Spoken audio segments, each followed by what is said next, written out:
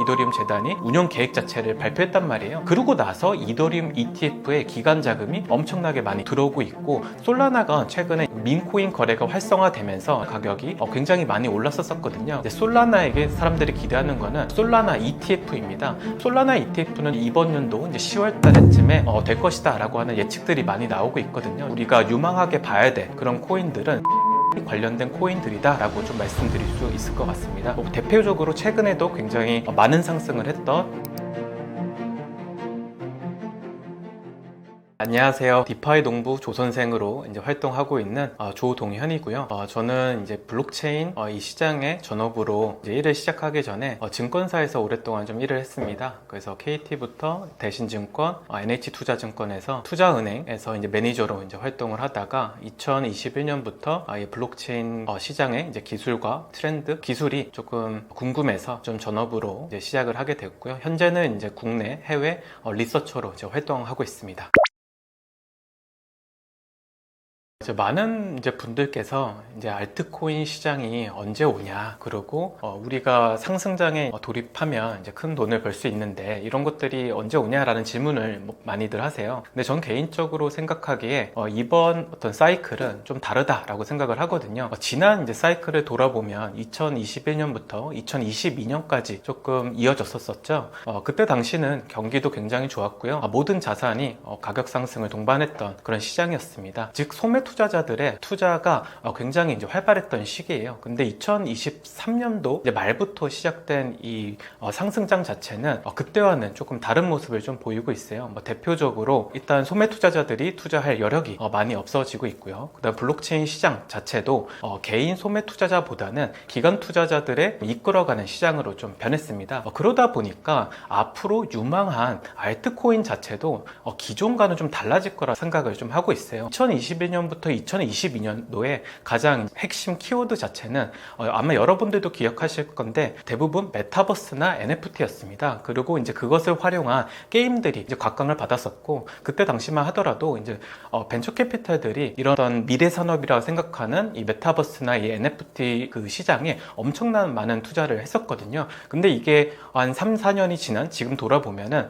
사실 그때 우리가 바라봤던 미래 자체는 좀 틀렸었다라고 말씀드릴 수 있고, 그러면 이번 어떤 시장에서 기관 투자자들이 어떤 것을 좀 보고 있나라고 보면 바로 이제 스테이블 코인 시장의 이제 성장과 그다음에 디파이라고 하는 새로운 시장에 굉장히 이제 집중을 하고 있습니다. 근데 이 스테이블 코인과 이 디파이는 굉장히 밀접한 관계예요. 이제 기관 투자자들이 이제 미국에서 이제 스테이블 코인 법안이 통과돼 가지고 기관 투자자들도 스테이블 코인을 발행할 수 있는 시장이 이제 오게 되면요, 그 스테이블 코인을 활용할 수 있는 기관들이 이제 투자 목적으로 활용할 수 있는 길이 열리는 거거든요. 그럼 이제 스테이블 코인으로 할 수 있는 것들이 뭐가 있냐라고 했을 때 대표적으로 이제 해외중앙화 거래소에서 스테이블 코인을 예치하거나 유동성 공급해서 이자를 따박따박 받을 수 있어요. 근데 그 이자가 이제 오는 원천도 사실 미국 국채 이자에서 오는 것이거든요. 그래서 오히려 이 MMF 같은 이 머니마켓 그 상품처럼 이제 활용할 수 있을 거라 저는 생각을 하고 있습니다. 그렇기 때문에 이번 어떤 사이클에서 우리가 유망하게 봐야 될 그런 코인들은 사실 디파이 관련된 코인들이다 라고 좀 말씀드릴 수 있을 것 같습니다. 대표적으로 최근에도 굉장히 많은 상승을 했던 이제 이더리움의 디파이인 이제 메이커 다오라는 것이 있고요. 또 은행처럼 자금을 빌려주는, 예를 들어서 여러분들이 갖고 있는 이더리움이나 비트코인 같은 것을 담보로 해서 담보 대출을 해주는 디파이 프로젝트가 있거든요. 한국에서는 에이브라고 많이 알려져 있는 그런 코인인데 이런 것들이 앞으로 계속적으로 성장 가능성이 있습니다.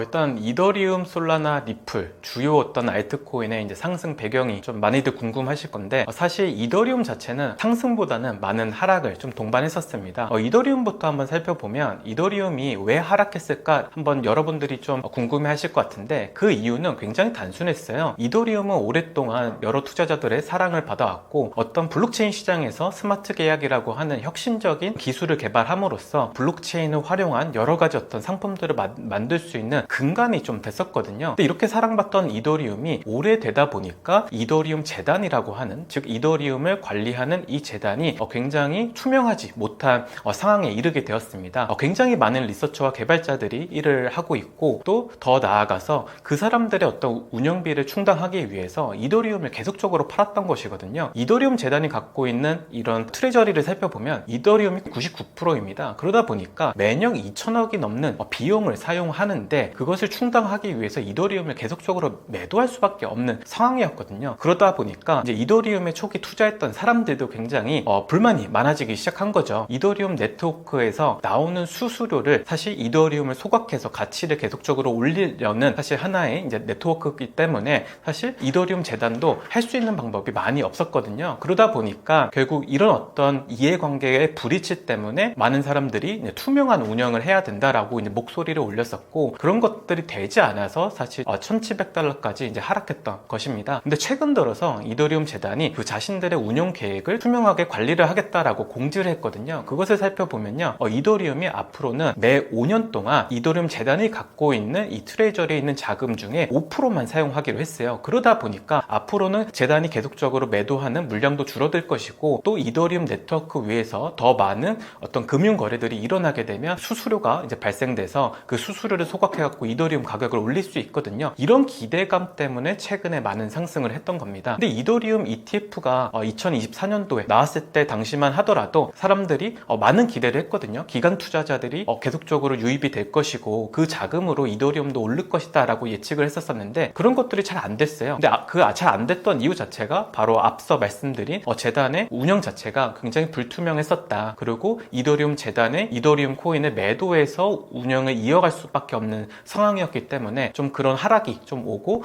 그다음 기관 투자자들의 유입도 없었던 것 같습니다. 이제 앞서 말씀드린 것처럼 최근에 이더리움 재단이 운영 계획 자체를 발표했단 말이에요. 그러고 나서 이더리움 ETF에 기관 자금이 엄청나게 많이 들어오고 있고, 지금도 이제 순유입을 계속적으로 기록하고 있습니다. 이런 것을 보면은 결국 기관 투자자들의 어떤 유입과 기관 투자자들이 주도하는 알트코인 시장이라는 걸 명확히 알 수 있죠. 솔라나 같은 경우도 동일하다 생각합니다. 솔라나가 최근에 민코인 거래가 활성화되면서 솔라나 가격이 굉장히 많이 올랐었거든요. 근데 이제 트럼프 코인과 멜라니아 코인이라는 어떤 영부인 코인이 이제 나오면서 사실 고점에서 굉장히 많은 하락을 좀 동반하고 있어요. 근데 지금 시점에서 이제 솔라나에게 사람들이 기대하는 거는 솔라나 ETF입니다. 아직 솔라나 ETF는 전문가들에 따르면 이제 이번 연도 이제 10월 달에쯤에 될 것이다 라고 하는 예측들이 많이 나오고 있거든요. 최근에는 이제 블룸버그 리서처들이 솔라나 ETF가, 그래서 저는 개인적으로 밈코인은 이제 블록체인 시장의 하나의 문화로 자리 잡았다. 그렇기 때문에 앞으로도 없어지지 않을 것이고, 시총이 굉장히 큰 밈코인 자체는 앞으로도 계속 좋은 어떤 퍼포먼스를 보일 거다라고 저는 생각하는 입장입니다. 그다음에 이제 두 번째로 올해 안으로 될 것이다라고 하는 전망도 내놓고 있을 정도니까요. 그래서 이제 솔라나도 앞으로의 이제 가격 상승 자체는 기관 투자자들이 얼마나 많은 유입을 할 것인가, 이것이 가장 이제 중요한 요소이고요. 더 나아가서 미국 소매 투자자들이 솔라나를 활용해서 어떤 거래를 할 것인지도 굉장히 중요한 대목입니다. 솔라나 생태계에 되게 유명한 이제 디파이 프로토콜이 이제 주피터라는 것이 있는데, 그 주피터가 이제 문페이라고 하는 소매 투자자들이 거래를 굉장히 쉽게 할 수 있는 이런 어떤 어플리케이션을 또 인수하기도 했거든요. 그런 인수했던 배경을 살펴보면 결국 미국 소매 투자자들은 솔라나를 활용해서 이제 페이먼트나 여러 가지 어떤 사업까지 확장할 수 있다는 사실 그 비전을 좀 봤기 때문에 그렇게 인수를 했다고 해요.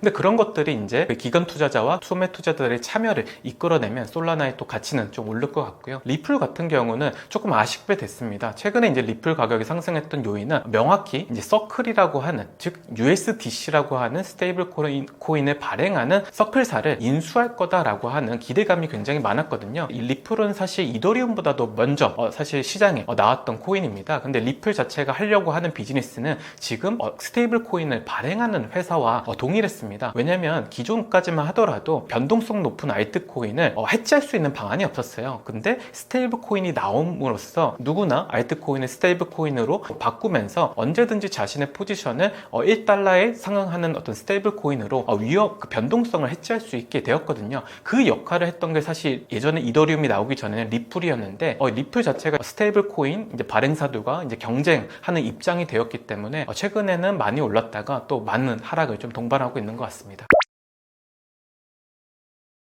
일단 밈코인과 AI 코인 사실 얼핏 들으면 굉장히 사기 같아요. 블록체인 기술과 이런 문화에 대한 이해가 없으면 사실 투자하기 굉장히 망설여지는 투자 어떤 섹터거든요. 근데 밈코인부터 한번 짚고 넘어가 보면 사람들이 밈코인은 그냥 투기 자산이라고 많이 알고 있습니다. 왜 그러냐면 뭐 귀여운 동물이나 여러 가지 어떤 이미지를 기반으로 해서 그냥 아무 의미 없이 아무 어떤 사용처 없이 발행됐기 때문에 이거는 그냥 어떤 도박과 똑같은 거 아니냐라고 말을 하는데 굉장히 유명한 이제 밈코인들을 한번 떠올려 보시면요, 모든 어떤 밈코인들은 내러티브라는 게 있습니다. 이 내러티브라는 거는 여러분들이 잘 아시는 것처럼 스토리를 말하거든요. 근데 이 스토리와 블록체인의 기술이 결합된 것이 바로 밈코인이에요. 한 가지 예를 들어보면요, 여러분들이 사랑하시는 도지코인이 있죠. 도지코인 자체는 아무래도 그 투자자분들은 일론 머스크 때문에 많이들 아셨을 거예요. 일론 머스크가 오랫동안 사랑했던 밈코인이기 때문에 이번 어떤 대선에서도 이제 트럼프 대통령이 이제 되기 전까지 일론 머스크가 옆에서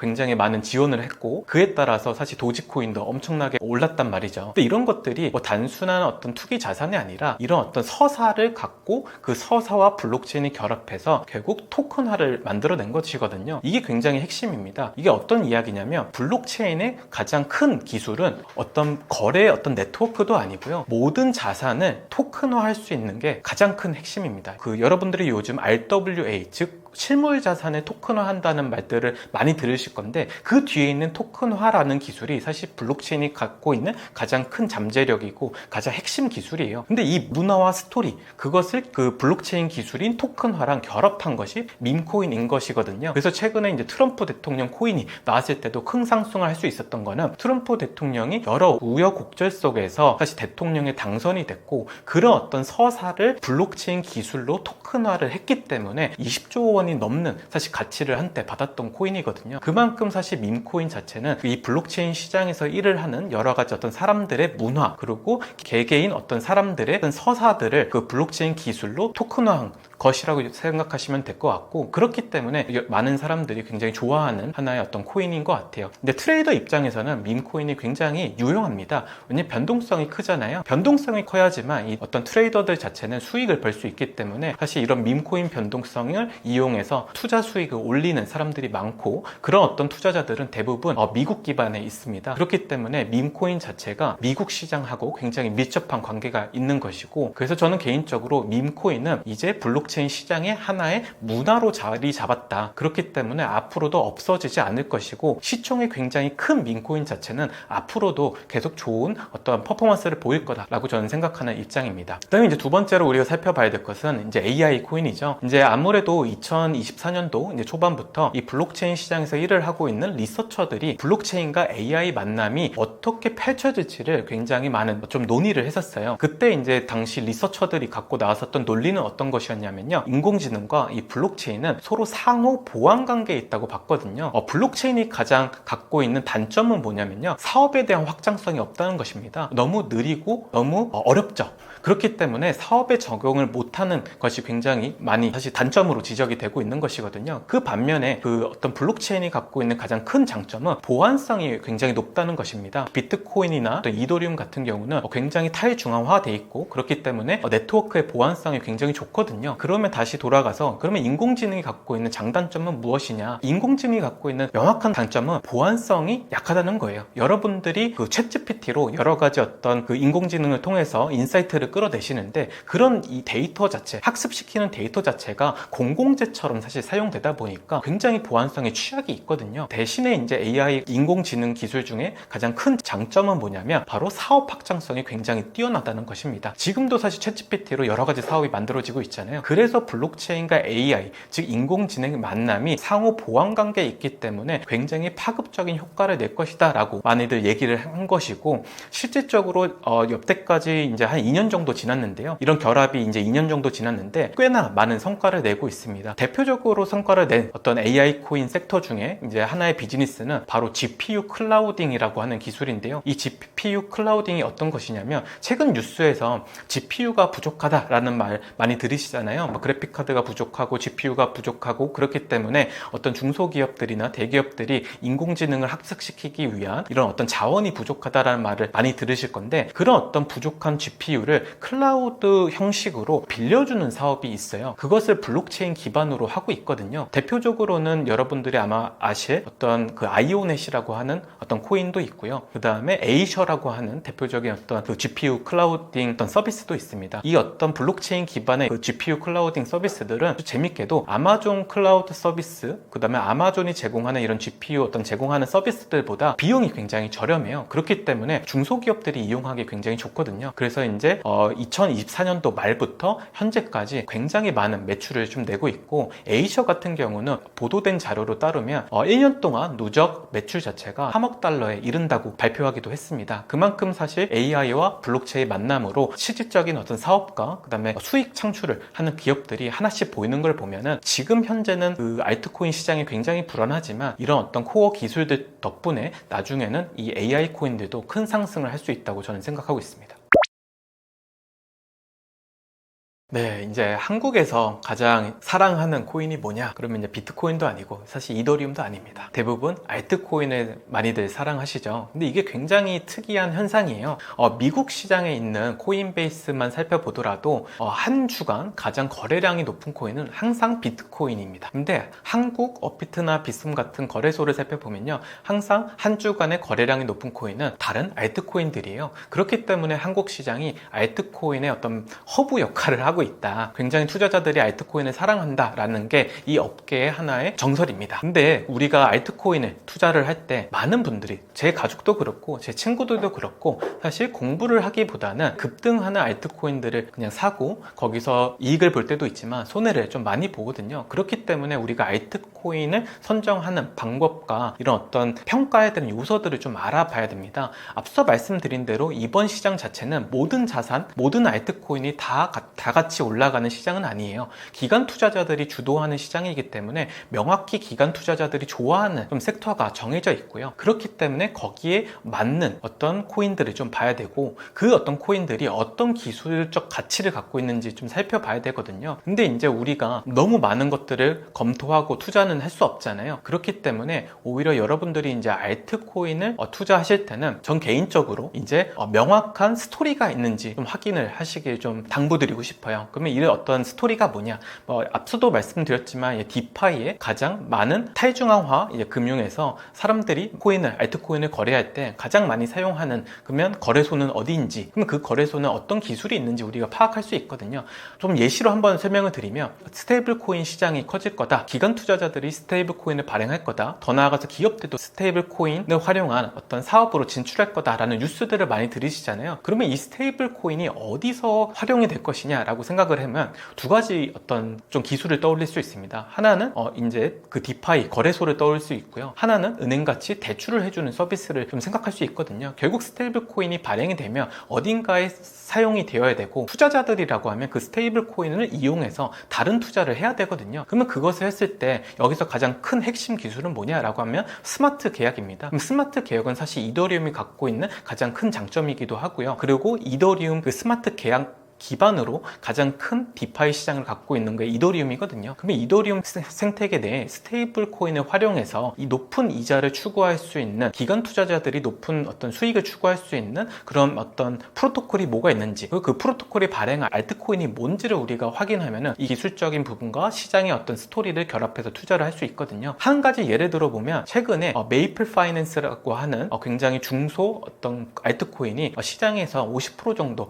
급등을 했었습니다. 근데 메이플 파이낸스가 만든 이 실업이라고 하는 알트코인 자체는요, 2022년도에 출시돼가지고 굉장히 큰 하락을 했던 코인이에요. 근데 이 사람들이 사실 그 큰 하락을 했을 때는 신용 대출을 해주는 하나의 플랫폼이었거든요. 근데 2022년도에는 사실 제도적인 게 개선되지 않고 제도적인 것이 완비되지 않는 상태에서 너무나 많은 이런 투자사들, 그 다음에 이 블록체인 투자사들한테 대출을 해줘가지고 2022년도 테라루나 사태와 이제 FTX 파산이 일어났을 때 그런 어떤 블록체인 기업들이 사실 파산하면서 신용대출을 회수를 못했어요. 그렇기 때문에 이제 토큰 하락이 이제 굉장히 컸었는데, 최근 들어서는 상황이 많이 바뀌었죠. 이제 미국에서는 명확한 제도를 만들고 있고, 특히 디파이 관련돼서는 유럽에서 만든 미카라고 하는 법안을 채택해가지고 지금 미국 규제 하나의 프레임워크를 만들고 있거든요. 더 나아가서 스테이블 코인 지니어스 액트 같은 것들도 나오고 있잖아요. 그래서 결국 제도적인 게 완비가 되고 있고, 또 이것을 투자하는 기관 투자자들이 새로 생기고 있고, 그래서 여기서 사실 메이플 파이낸스가 좀 한 가지 투자 아이디어를 얻었던 건 뭐냐면 바로 담보대출이었습니다. 사람들이 비트코인은 계속적으로 갖고 하고, 또 이더리움을 또 활용하거나 솔라나를 활용해서 높은 어떤 수익을 추구하려는 것들이 명확히 보였거든요. 그렇기 때문에 기존에는 신용대출이었지만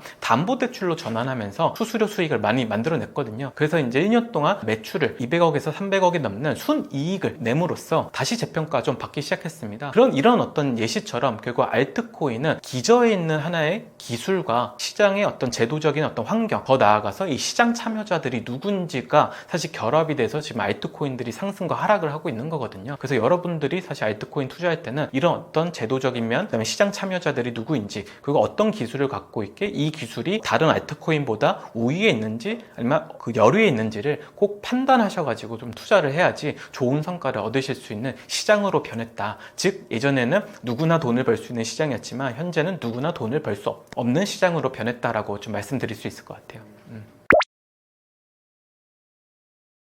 비트코인과 알트코인은 너무나도 다른 투자 어떤 속성을 갖고 있는 것 같아요. 비트코인은 가치 저장 수단으로서 지금 대두되고 있는 거죠. 이 가치 저장 수단이라고 하면은 결국 인플레이션 해지가 되거나 아니면 사람들이 계속적으로 이 우상향할 것이라고 하는 믿음, 그리고 법정 화폐를 어느 정도 대체할 수 있다고 하는 이런 믿음이 사실 가치 저장을 하는 거거든요. 그렇기 때문에 이제 금처럼 디지털 금으로서 이제 비트코인이 계속적으로 많은 사랑을 좀 받고 있는 것인데요. 근데 알트코인은 오히려 어떻게 활용하는지가 굉장히 중요한 자산이에요. 알트코인 자체는 비트코인처럼 가치 저장 수단으로서 사용될 수도 없을 뿐더러 사실 이것을 활용해야지만 좀 되는 입장이거든요. 그래서 어떻게 보면 비트코인과 이더리움 그리고 알트코인은 서로 좀 다른 속성을 좀 갖고 있다 좀 생각을 해야 되고요. 비트코인 같은 경우는 이제 디지털 금 내러티브를 갖고 있기도 하고, 많은 어떤 기업들이 계속적으로 자신들의 어떤 주가를 부양하기 위해서 이 비트코인을 계속 매수하고 있거든요. 그렇기 때문에 개인적으로는 알트코인 대비해서 리스크가 굉장히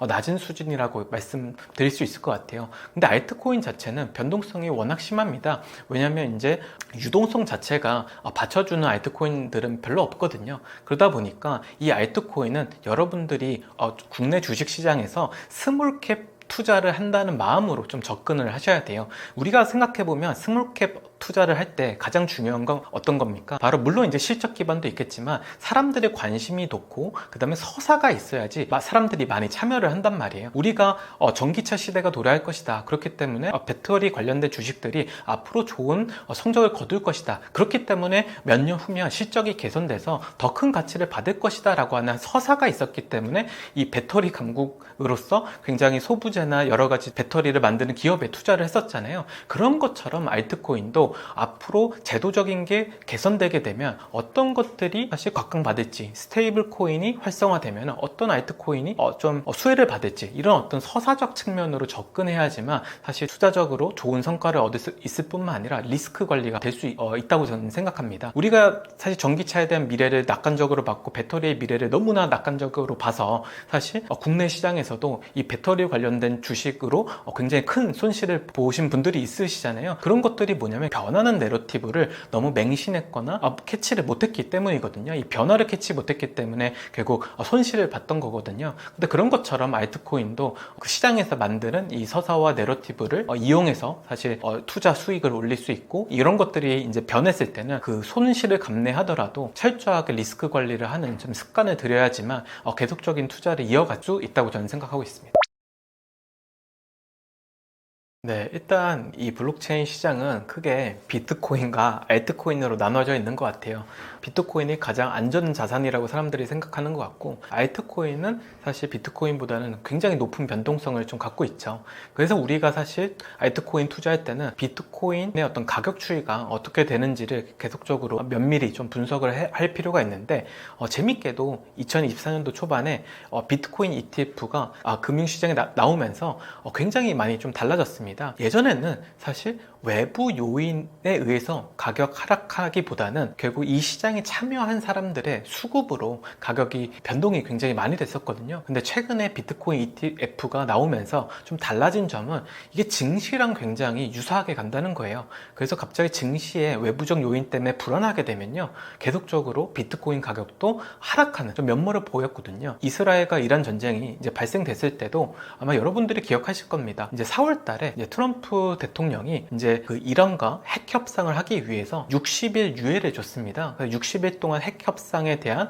의지가 있으면 이 테이블로 나와서 협상을 해라 라고 했는데, 이 60일이 끝나는 그 다음 날에 이스라엘이 이란을 공격했거든요. 그에 따라서 이 비트코인도 한 5% 정도 하락을 했고, 알트코인 자체는 20%가 넘는 가격 하락을 좀 보였어요. 그래서 결국 비트코인이 금융자산으로 인정받았기 때문에, 또 참여자들 자체가 비트코인 ETF와 이더리움 ETF 때문에 이 참여자들도 이제는 이런 주식시장의 투자자들이 유입이 됐기 때문에 결국 증시와 굉장히 좀 유사한 방향성을 좀 보이는 것 같아요. 그렇기 때문에 결국 이런 전쟁 이슈나 이런 지정학적 위기가 발생이 되면 계속적으로 알트코인 가격도 하락하는 좀 현상을 좀 보이는 것 같습니다. 또 반면에 이런 어떤 지정학적 위기가 이제 위기라 생각을 했는데, 이게 어느 정도 이제 시장에서 받아들여지고 해소가 되면 또 다시 가격이 또 비트코인보다 훨씬 더 많이 상승하는 좀 현상을 보이고 있죠. 최근에 지정학적 좀 위기가 많이 발생됐었잖아요. 아무래도 이제 트럼프 대통령이 관세 전쟁이다, 그 다음에 이스라엘과 이란의 어떤 갈등이 이제 고조되면서 이제 투자 자산들이 변동성이 굉장히 좀 커졌습니다. 그때 우리가 조금 실망했던 건 뭐냐면, 안전자산으로 생각했던 이 비트코인, 즉 골드를 대체할 수 있는 디지털 금이다 라고 내러티브를 갖고 있었던 비트코인이 사실 금과는 다른 방향성을 좀 보여줬거든요. 금 같은 경우는 계속적으로 신고가를 갱신하고 있는 반면에, 비트코인은 그 반대 방향으로 계속적으로 하락을 했습니다. 이런 것들이 결국 이 암호화폐가 안전자산보다는 좀 위험자산이다 라고 우리가 생각해야 될 사실 하나의 변곡점이 아니었나 좀 생각을 하고요. 전쟁 등과 같은 이 글로벌 리스크가 결국 비트코인 자산의 가격을 계속 좌지우지하기 때문에 다른 어떤 알트코인이나 위험자산들도 영향을 많이 받는 것 같아요. 앞서 말씀드린 대로 비트코인 ETF가 출시된 이후로 증시와 굉장히 유사한 패턴을 보이고 있는 것이고, 증시가 불안해하면 비트코인도 가격 하락이 오고, 증시가 굉장히 좋다고 판단이 되면 이 비트코인도 굉장히 좋기 때문에 다른 알트코인도 우상향하는 조금 현상이 있는 것 같아요. 그래서 조금 재밌는 건 뭐냐면, 저는 이제 이 시장에서 적어도 한 4년에서 5년 정도 일을 하고 있는데요. 예전에는 이 코인 투자자라고 하는 사람들이 매크로 뉴스를 많이 신경을 안 썼어요. 그래서 이제 여러분들과 같이 뭐가 일어났구나 정도만 생각을 했었었는데, 요즘은 이제 밤을 새서 이 매크로 뉴스를 굉장히 많이 찾고 있습니다. 금리의 방향성 뿐만 아니라 이 금리의 방향성을 예측하기 위해서 어떤 물가 상승이 어떻게 되는지, 그 다음에 PPE가 어떻게 변하는지, 이런 어떤 여러 가지 요소들을 좀 분석하기 시작했거든요. 그런 거를 좀 봤을 때는 결국 증시와 이 암호화폐 시장 자체가 굉장히 유사한 좀 속성을 보이고 있다라고 여러분들은 생각하시면 될 것 같아요. 좀 기억을 해보면 2022년도에 이런 기사를 좀 떠올릴 수 있을 것 같아요. 테슬라가 이제 비트코인을 매수했다, 그리고 비트코인으로 테슬라의 자동차를 구매할 수 있다 라고 하는 기사가 나와서 사실 그때 비트코인이 많은 상승을 좀 보였던 것 같아요.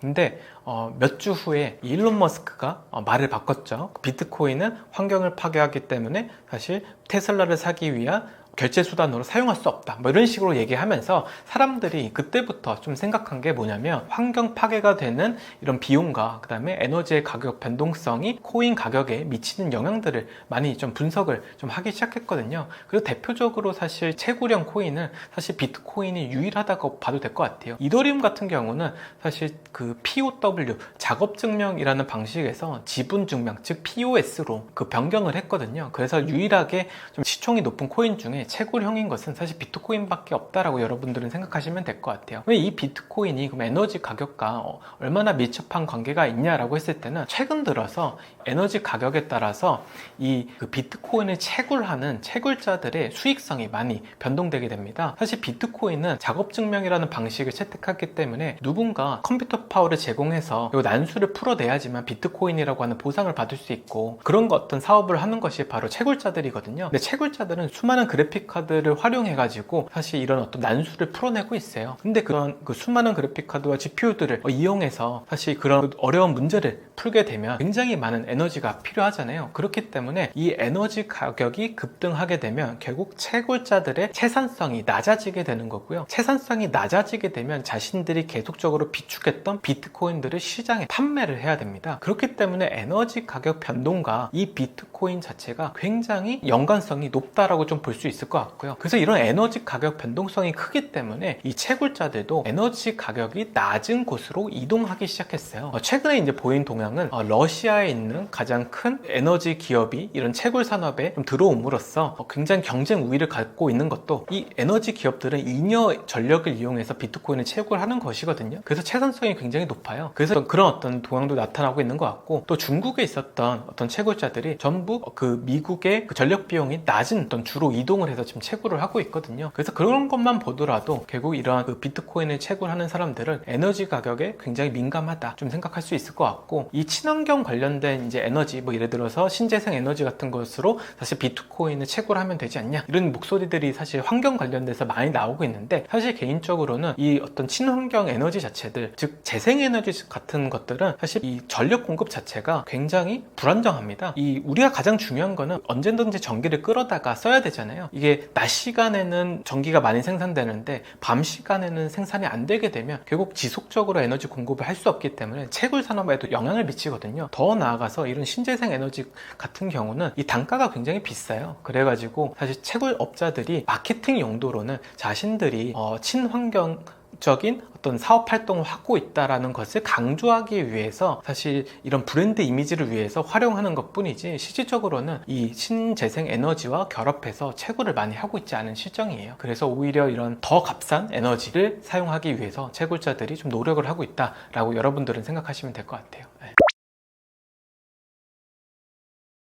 일단 급격한 지정학적 위기라는 단어 자체가 저한테는 이제 굉장히 무서운데요. 즉 최근 시장에 많은 변동성이 동반하고 있다는 뜻이죠. 비트코인이 1% 하락하면 알트코인은 몇 배로 더 큰 하락을 하거든요. 근데 우리가 사실 대부분의 이제 시청자분들이 24시간 전업 투자자들처럼 계속적으로 뉴스들을 이제 팔로우업해서 대응을 할 수 없잖아요. 그래서 저는 개인적으로 알트코인 할 때 가장 중요한 것은 결국 현금 보유량이라고 저는 생각을 해요. 2021년도, 2022년도만 하더라도 모든 투자 자산, 즉 알트코인들이 수십 배 올라가는 시장이었기 때문에 이런 현금을 갖고 있으면 이제 바보가 되는 느낌이 많이 들었거든요. 근데 지금 같은 변동성이 심한 시장에서는 알트코인들이 10% 올랐다가 20% 떨어지는 게 이상하지 않은 하나의 시장으로 좀 바뀌었습니다. 그래서 그런 리스크 관리를 하기 위해서는 무조건 자신들의 포트폴리오에 30% 이상의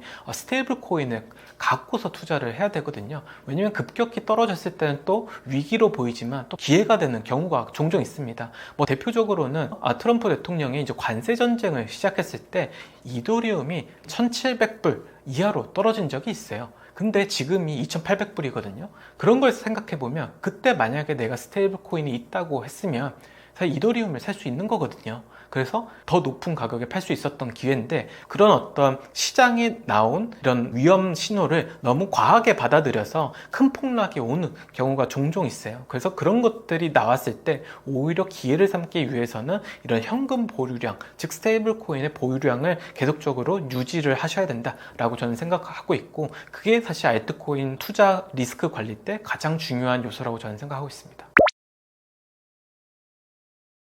알트코인 투자 굉장히 어렵고 또 비트코인 투자도 어렵죠. 근데 전 개인적으로 이 알트코인 시장에 큰 기회가 있다고 생각을 합니다. 큰 기회는 결국 이 혁신에서 일어나는 것이거든요. 우리가 전기 자동차 시대로 접어들면서 테슬라가 주목을 받고 더 나아가서 그거와 관련된 회사들의 가치가 높아지고 있잖아요. 또 2024년도만 생각하더라도 AI가, 즉 인공지능이 사람들한테 알려지면서 그것을 학습할 수 있는 GPU를 생산하는 엔비디아가 어떤 가치가 높아졌듯이 결국 이 기술 개발과 혁신은 혁신은 이 시장의 크기뿐만 아니라 기업들에게 굉장히 중요하다 생각합니다. 그렇기 때문에 이 알트코인 시장도 분명히 이 기술을 기반으로 해서 만들어진 코인들이 굉장히 많고, 앞으로는 그런 어떤 기술을 기반으로 한 코인들이 여러분들이 좀 주목을 많이 하실 것 같은데요. 그렇기 때문에 알트코인이 기존에는 투기 자산이다 혹은 어떤 도박이다 라고 했던 이미지가 점점점 바뀌어가고 있는 것 같아요. 그래서 저는 앞으로도 여러분들한테 객관적이고 명확한 어떤 인사이트를 공유하면서 이런 어떤 여러분들이 갖고 있었던 알트코인에 대한 부정적 이미지를 긍정적으로 바꿔드리고 싶습니다. 저도 이제 유튜브를 하고 있는데 디파이 농부 조선생이라는 유튜브 채널 많은 사랑 부탁드리고요. 알트코인에 대해서 더 나아가서 기술에 대해서 만약에 궁금하시다고 하면은 알트코인 투자라고 하는 책을 제가 최근에 이제 출간을 했습니다. 그래서 많은 좀 사랑 부탁드리고 궁금한 게 있다면 언제든지 연락 주시면 감사하겠습니다.